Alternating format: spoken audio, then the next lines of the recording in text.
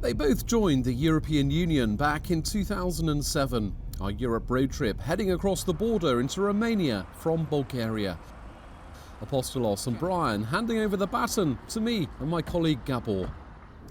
Hey, good to see you. Nice to meet you. My friend, how are you? Good, welcome to sunny Romania.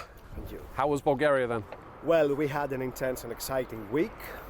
People in Bulgaria are very angry with their politicians. I would say that corruption and low salaries are the two key issues in the country.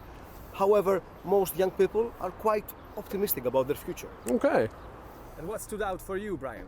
Well, as Apostolos said, despite this optimism that we saw in a lot of the young people, Bulgaria's population is actually leaving the country. A lot of them are leaving to other countries for better opportunities, but also the villages and the rural parts of Bulgaria are being completely emptied. People are leaving for the cities, and it's quite sad to see these villages that were once full of life, which now are completely empty. But now it's your turn. You're going to drive through Romania, so here are the keys. You have some for me? Good luck and safe travels. Okay, we'll need it.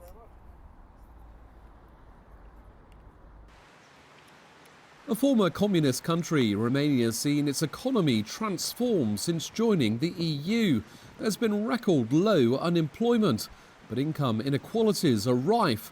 Around a third of the population is living in poverty, and infrastructure like roads is poor. And right now, Romania is also under scrutiny over judicial independence and corruption. So it's my first time in Romania. I'm really keen to kind of get out and explore this country. I suppose from the outside, what I see is probably going to be one of the biggest issues is corruption, right? Romania is still tagged as one of the most corrupt states in Europe.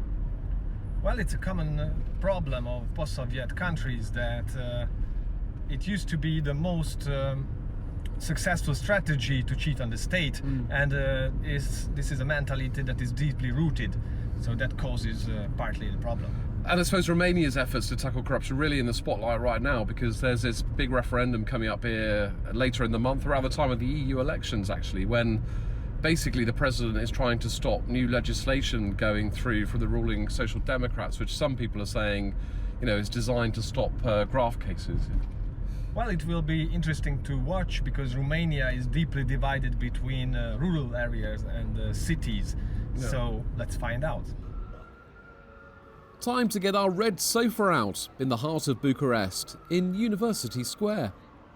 The European Union can help us all they can, but if we cannot help ourselves, it is all for nothing. The corruption is everywhere. Because Romanians will be Romanians no matter where they go.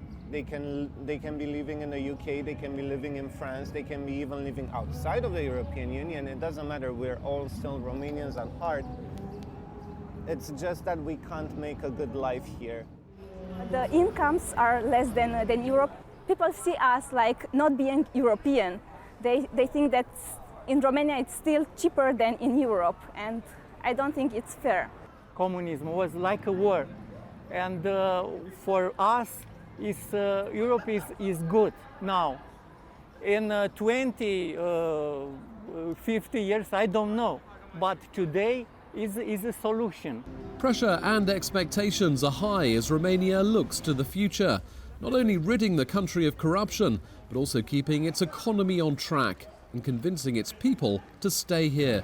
This a country with a shrinking and aging population.